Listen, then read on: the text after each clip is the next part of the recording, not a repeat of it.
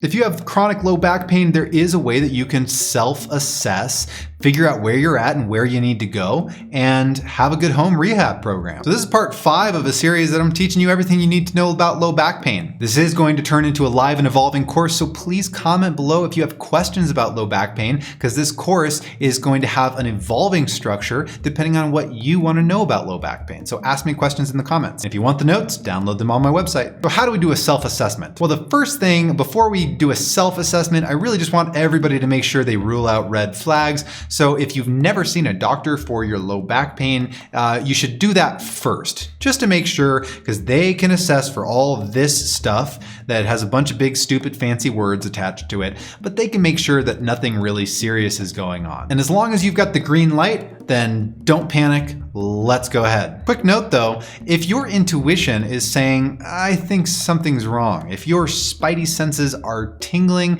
and if your doctor has ignored you or talked over you or not explained why they think you're fine, it is your right to ask questions about your health. So please advocate for yourself. If you don't understand something, it might not be that your doctor's lying or incorrect.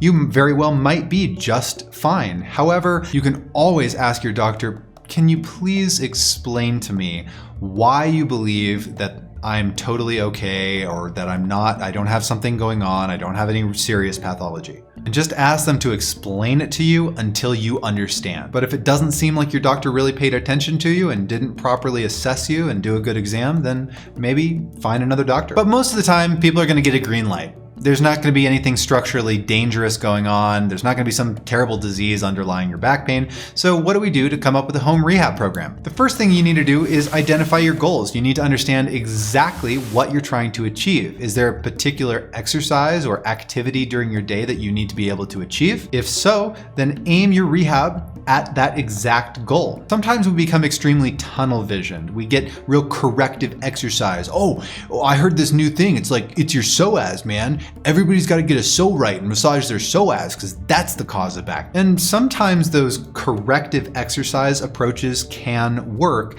But the cool thing is that when you compare general exercise to corrective exercise, general exercise for most people most of the time, it works just as well as corrective exercise. So you have option. In other words, you can kind of ignore all that stuff if you just don't like it, and you can pick something that's really specific to your goals and then just tailor your exercise program around that functional goal. So let's say I want to be able to squat down and pick up my dog, okay? I love my dog, but I can't pick my dog up because I can't squat down and pick my dog up. Well, let's find the hardest thing that we can do well that is a version of my main goal. So, okay, so what does a squat involve? Well, I take my knees to my chest. Okay, well, can I do that in maybe a child's pose? Or maybe I could lay on my back and bring my knees into my chest. And maybe that's the hardest thing that I can do well for today that doesn't really aggravate my back.